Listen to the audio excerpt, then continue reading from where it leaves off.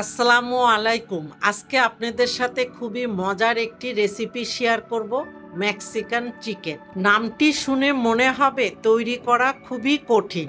আসলে না, তৈরি করা যেমন সহজ, খেতেও ভীষণ মজার হয়।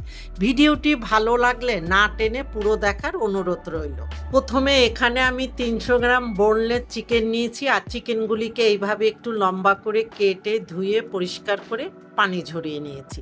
এবার মাংসের মধ্যে এক এক করে দিয়ে দিব আদা বাটা 1 চা চামচ, রসুন বাটা 1 চা চামচ বা আদা রসুনের গুঁড়াও ব্যবহার করতে পারেন, পেঁয়াজ বাটা 1 টেবিল চামচ, ধনিয়া গুঁড়া হাফ চা চামচ, সাদা বা কালো গোলমরিচের গুঁড়া 1/4 চা চামচ, চিলি ফ্লেক্স হাফ চা চামচ বা স্বাদ মতো দিয়ে নিতে পারেন, মেয়োনিজ 1 টেবিল চামচ, লবণ 1 চিমটি, রান্নার তেল 1 টেবিল চামচের মতো দিয়ে চিকেনের সাথে সব মশলাগুলি ভালো মতো মেখে আমি ঢেকে 15 মিনিটের মতো রেখে দেব। 15 মিনিট পরে চুলায় একটি প্যান বসিয়ে 3 টেবিল চামচ রান্নার তেল দিয়ে গরম করে নিব।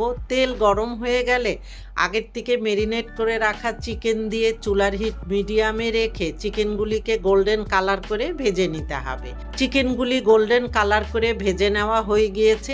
এখন চিকেনগুলি একটি পাত্রে তুলে নিয়ে ওই একই তেলের মধ্যে 1 টেবিল চামচ রসুন কুচি দিয়ে হালকা গোল্ডেন কালার করে রসুন কুচিগুলিকে ভেজে নিতে হবে। রসুন কুচি হালকা গোল্ডেন কালার হয়ে গেলে এখানে দিয়ে দিব টমেটো সস বা কেচাপ হাফ কাপ, সাদা ভিনেগার 1 টেবিল চামচ, নর্মাল পানি 2 টেবিল চামচ, চিলি ফ্লেক্স হাফ চা চামচ বা স্বাদ মতো দিয়ে দিচ্ছি, সাদা বা কালো গোলমরিচের গুঁড়া 1/4 চা চামচ দিয়ে সব কিছু একটু ভালো মতো নেড়ে মিশিয়ে একটা বলক আসা পর্যন্ত অপেক্ষা করব।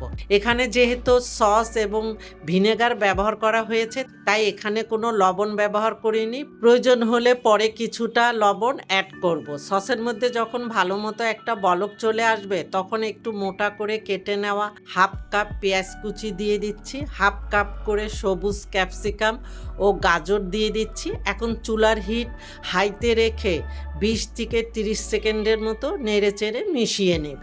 মেশানো হয়ে গেলে আগের থেকে ভেজে রাখা চিকেনগুলি ক্যাপসিকাম গাজর ও পেঁয়াজের সাথে মিশিয়ে স্বাদ মতো কাঁচামরিচ কুচি দিয়ে 10 সেকেন্ডের মতো অপেক্ষা করব। 10 সেকেন্ডের পরে এখানে দিয়ে দিব 1 চা চামচ চিনি এবং 1/4 চা চামচ বা স্বাদ মতো লবণ দিয়ে সব কিছু ভালো মতো মিশিয়ে আরও 10 সেকেন্ডের মতো অপেক্ষা করব। আর এখানে আমি টেস্ট করে দেখেছি যে কিছুটা লবণ লাগবে, আর চিনিটা দিয়েছি স্বাদের ব্যালেন্সের জন্য।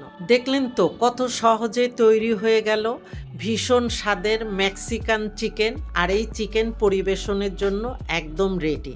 এখন আপনার পছন্দ মতো যে কোনোভাবেই পরিবেশন করতে পারেন। এতক্ষণ আমার সাথে থাকার জন্য আপনাদের অনেক অনেক ধন্যবাদ। আপনারা ভালো থাকবেন, আমাদের জন্য দোয়া করবেন। আল্লাহ হাফেজ।